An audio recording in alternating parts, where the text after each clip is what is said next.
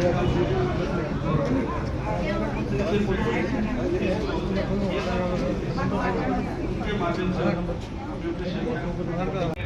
खाइए, जो मौसम के फल है वो खाइए। ये खाना क्यों जरूरी है ये बता रहा हूँ मैं आपको, कि वो एक ही प्रकार की डाइट से लेके हड्डियों की मजबूती से लेके और भी स्टेप्स है हार्मोन्स के जहाँ पे सूर्य के प्रकाश से हमें मिल रहा है। तो हमें घर में ही बैठा नहीं रहना है, आर्टिफिशियल लाइट में नहीं बैठा रहना है।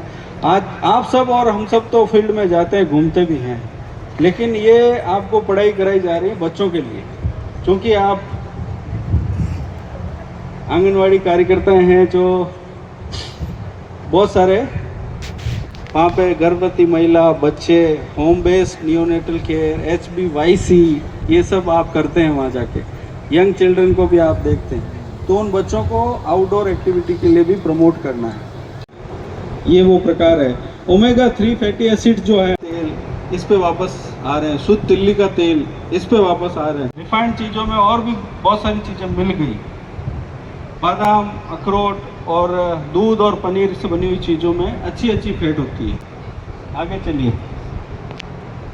रोल ऑफ गट माइक्रोब सबसे ज़्यादा इम्पोर्टेंट। खाद्य की जो अंदर गट माइक्रोब का मतलब है कि पेट में मौजूद अच्छे बैक्टीरिया, पेट में मौजूद अच्छे बैक्टीरिया।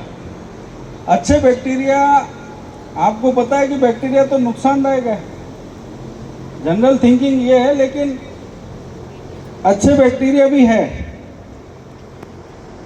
जो मदद करते हैं। वो बहुत सी जगह हैं, वो नहीं हो तो हम बीमार पड़ जाएं। इसीलिए कहते हैं कि बिना पूछे इस कोटे में एंटीबायोटिक नहीं डालनी पेट में, बिकॉज वो अच्छे बैक्टीरिया है जो खत्म हो जाते हैं। आप अगर एंटीबायोटिक लेंगे जो बैक्टीरिया को सीधे तौर पे मारती है, एंटीबायोटिक, बायोट्स मतलब बैक्टीरिया और एंटी मतलब उसको काटने वाला, तो वो काटेंगे तो पेट में अरबों खरबों जो है वो अच्छे बैक्टीरिया है जो मदद करते हैं इम्यूनिटी में। वो अपने लिए ऐसा वातावरण तैयार करते हैं कि अंदर चीज़ें अब्जॉर्ब अच्छे हो और उसमें कोई समस्या नहीं है। वो नहीं होने की वजह से कईयों को दस्त लग जाती है। वो अच्छे बैक्टीरिया नहीं होने की वजह से लोगों के पेट गड़बड़ रहते हैं। जिसको बोलते तो हम वायरल है, लेकिन लेते एंटी बैक्टीरियल है। बोलते तो वायरल है, लेकिन आपने बिना पूछे एजिथ्रोमाइसिन खा ली, सेफिजिम खा ली, या और भी इससे भी हेवी खा ली, तो हाथ जोड़ता हूँ मत खाइए। लेकिन ऑलरेडी हमने ये 2-3 मॉलिक्यूल को खो दिया है। हमने खो दिया का मतलब है कि ये अब असर नहीं कर रही है। हमने रैंडमली किसी भी चीज़ की यूज या दुरुपयोग किया, आपने यूज किया लेकिन वो दुरुपयोग हुआ है, तो उससे बैक्टीरिया समझ गया कि ये दवा ज़्यादा ली जा रही है, तो इसका अब तोड़ मैं ढूंढ लेता हूँ, और वो ढूंढ लेता है। वो बैक्टीरिया इतना स्मार्ट है जो दिखता नहीं है, लेकिन उसके अंदर इफ्लक्स मैकेनिज्म के माध्यम से उस दवा को, जैसे ही दवा गई वो बाहर फेंक देगा अपने शरीर से। इतना बड़ा उसके अंदर सिस्टम डेवलप हो गया कि वो रेजिस्टेंट हो गया, वो दवा लगती नहीं उसकी। ये होता है कम्युनिटी रेस्पॉन्स। जिस प्रकार से एक वैक्सीन लेने से, अगर कहते हैं कि अगर 80-90% लोगों ने वैक्सीन ले ली है तो बाकी 10% बच्चों को भी आपने बचा लिया। ये कम्युनिटी का रेस्पॉन्स है दवाओं के प्रति, वैक्सीन के प्रति। इसीलिए हम प्रमोट करते हैं कि सभी वैक्सीन लगाएं, सभी 100% लगाएं। लेकिन फिर भी कोई 5% किसी वजह से नहीं लगा पाया, तो उसकी वजह से जो बेनिफिशियल इफेक्ट हुआ वो हर्ड इम्यूनिटी कहते हैं। वो आप सभी कम्युनिटी के माध्यम से कम्युनिटी को मिलती है बेनिफिट। एक स्टडी की थी हमने दिल्ली में बड़े बड़े अस्पतालों में, एम्स और इस लेवल के हॉस्पिटल्स में, कि जिनको प्रोटीन अच्छी दी गई उनकी रिकवरी रेट फास्टर थी ऑपरेशन के बाद, और जिनको नॉर्मल उस डाइट के भरोसे छोड़ दिया गया। तो role of dietitian and diet management in critical care patient in every hospital. इसीलिए डाइट का महत्वपूर्ण योगदान है। हम लोग उस पर चर्चा नहीं करते, बात नहीं करते, लेकिन बहुत महत्वपूर्ण है। प्रोटीन का समावेश किस व्यक्ति में कितना होगा, और रिकवरी फेज में कितना होगा वो अपने डॉक्टर से पूछ के करें तो रिकवरी अच्छी होगी, रिकवरी आफ्टर सर्जरी भी अच्छी होगी। Reduce hospital stay and support tissue repair, सारी चीज़ें जुड़ी हुई है। आपको हॉस्पिटल में कम रुकना पड़ेगा, जल्दी ठीक होंगे। आगे चलिए।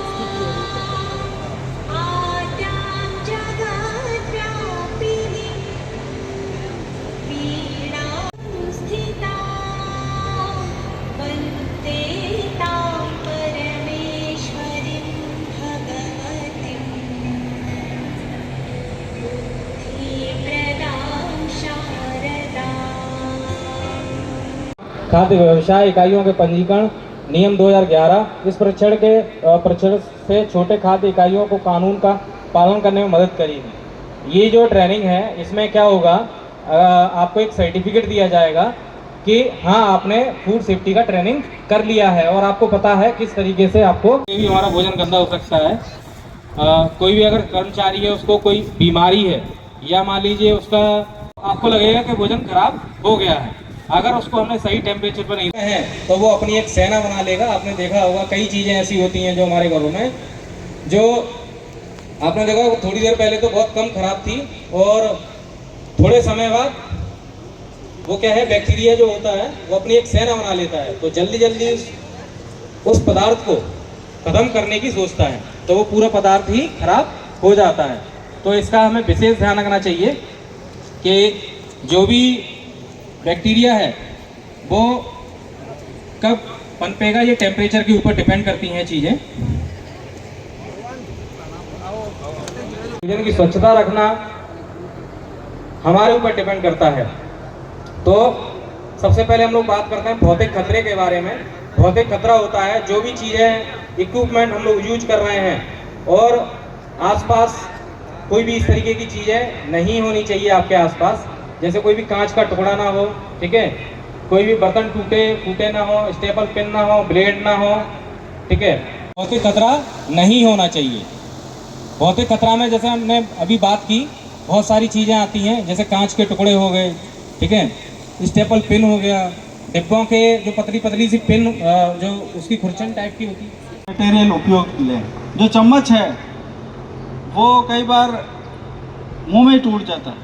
तो इस प्रकार के जो भौतिक खतरे हैं, जो दिखती हुई चीज़ है वो तो आप अवॉइड कर लेंगे, आज के समय में निकाल भी देंगे, स्टेपलर पिन, ब्लेड। और ये रासायनिक खतरे कब होंगे? खतरे अगेन आसपास रहेंगे तो रहेंगे।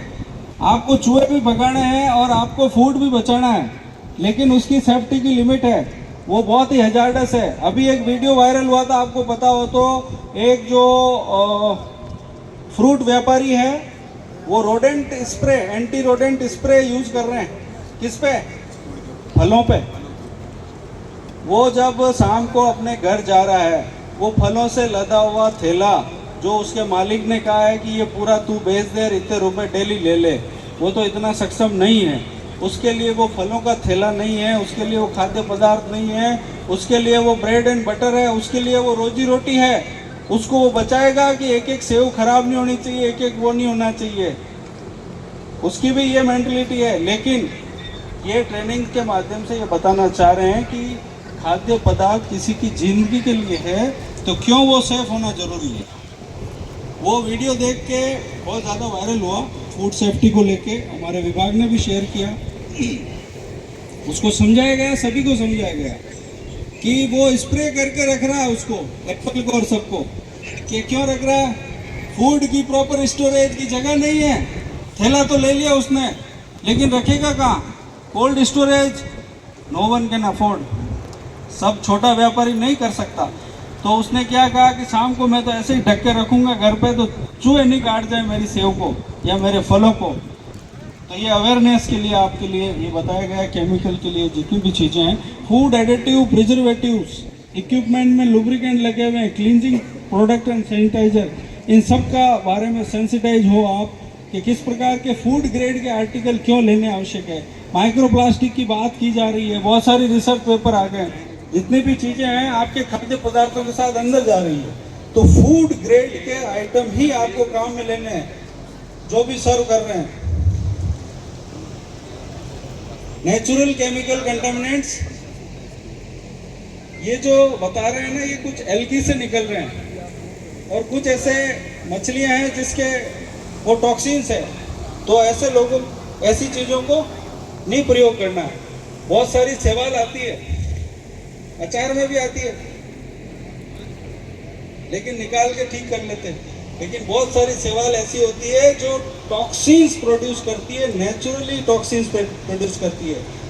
ये जो है, आप फोटो दिखाइए। फोटो के माध्यम से बहुत सारी चीज़ें बताई गई है आपको कि किस प्रकार से सीरियल्स में जो ग्लूटेन है, तो ग्लूटेन सेंसिटिव कोई है तो उनको दिक्कत होगी, तो उनको वहाँ डिस्प्ले करके रखे। सल्फाइड जो है किसी पे लेवल पे लगा हुआ है, उसकी कंसंट्रेशन नियम के अनुसार होनी चाहिए, उससे ज़्यादा नहीं हो। कुछ नट्स के बारे में दिखाया है। बहुत सारे जितने भी है ये एलर्जेंस है, फूड एलर्जी इनसे हो सकती है। जिनको फूड एलर्जी है, उस एलर्जी के जितने भी प्रकार है वो लिखे गए। किसी को मिल्क एंड मिल्क प्रोडक्ट से हो सकती है, किसी को अंडे की प्रोटीन से हो सकती है, तो किसी को, लेकिन वो सब चीज़ें जानकारी में हो, एक बार होते ही एलर्जी पता चल जाती है, तो रिपीटेटिव नहीं हो। और वो इंगित करना पड़ेगा आपको कि किसी को इन प्रकार की एलर्जी है, तो कृपया आप ध्यान रखें।